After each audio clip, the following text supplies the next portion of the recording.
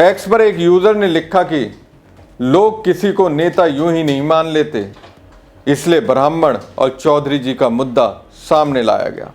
आज कुर्मी समाज के लोग खुलेआम चौधरी जी के साथ खड़े हैं। अब इतना तो तय है कि कुछ प्रतिशत वोट कुर्मी समाज का भाजपा से जुड़ तो चुका ही है।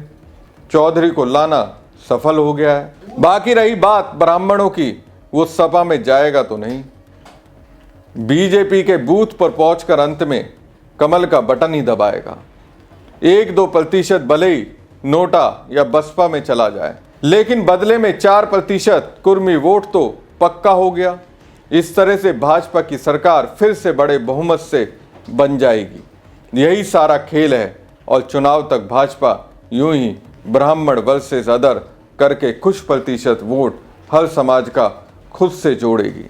यानी कि बीजेपी मानकर चल रही है जितना कुर्मी वर्सेस ब्राह्मण होगा उतना ही कुर्मी वोट बीजेपी के लिए ध्रुवीकृत होते चला जाएगा।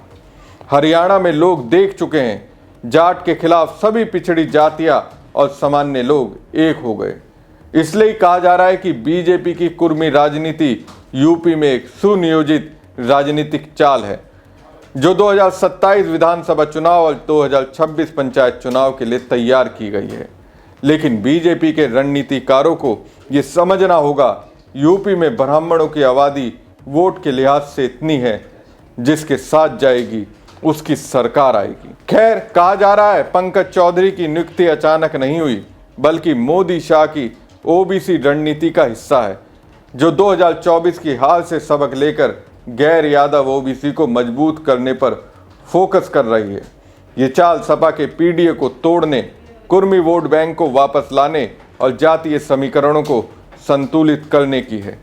कुर्मी को प्रमोट कर बीजेपी गैर यादव ओबीसी को एकजुट कर रही है जो कुल 27% ओबीसी का बड़ा हिस्सा है। ये समाजवादी के यादव केंद्रित पीडीए को कमजोर करेगी।